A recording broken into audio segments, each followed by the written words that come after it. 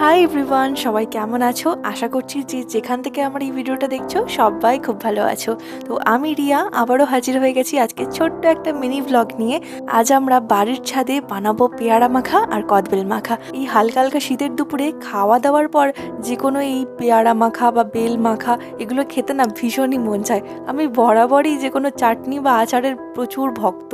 তো আজকে ও অফিসও ছুটি, তাই ওকে বলেছিলাম যে একটু বড় বড় বেল আর একটু পেয়ারা নিয়ে আসতে। তো নিয়ে এসেছে, তো সেটাকে আজকে সবাই মিলে মাখা বানাবো। তার জন্য ছাদে এখন সবকিছু নিয়ে চলে এসেছি আর ওকে বললাম যে এখানে একটু পেয়ারাগুলোকে কেটে দাও। তো কেটে দিয়েছে, চলো এবার মাখাটা বানাই।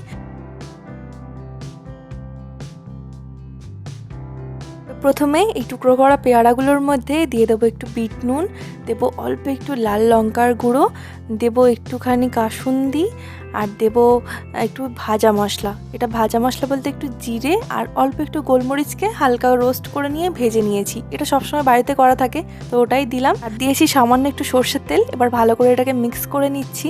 আর দোকানে তো অনেক রকমের মশলা ব্যবহার করা হয়, সেজন্য খেতেও বেশ ভালো লাগে। তবে বিশ্বাস করো, বাড়িতে এই কয়েকটা মশলা দিয়েই না ভীষণ ভালো খেতে লাগছে। আমার তো বাড়ির এই মাখাটাই খুব ভালো লেগেছে।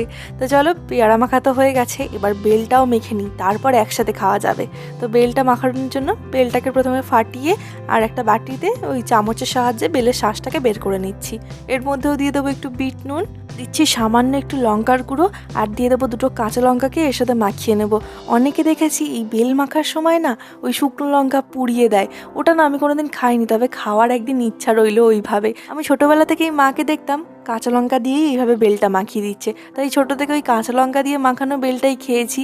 তবে এই শুকনো লঙ্কা দিয়ে অনেকে বলে নাকি খুব ভালো খেতে হয়। তো এবার আমি এর মধ্যে দিয়ে দিচ্ছি একটু কাঁচা সর্ষের তেল আর অল্প একটু ধনেপাতা কুচি দিচ্ছি। এর মধ্যে চাইলে তোমরা একটু চিনি দিতে পারো, আমরা এখানে মিষ্টি কোনো রকম ব্যবহার করলাম না। টক বেলই আমার বেশি ভালো লাগে খেতে। তারাও একটু খেয়ে দেখি। মাখাতে মাখাতে এত জিভে জল চলে আসছিল যে একটু খেয়েই ফেললাম। সত্যি খুব ভালো হয়েছে খেতে। এদিকে পেয়ারা মাখাটাও তো দারুণ হয়েছে। তো মোটামুটি আজকে বিকেলটা কিন্তু দারুণ জমে গেল এই পেয়ারা মাখা আর এই কদবেল মাখা দিয়ে। তো তোমাদের ভিডিওটা কেমন লাগলো অবশ্যই কমেন্টে জানিও। আবারও দেখা হচ্ছে পরবর্তী ব্লগে। ততক্ষণ সবাই খুব ভালো থেকো আর আমার চ্যানেলটাকে সাবস্ক্রাইব করে নিও। টাটা।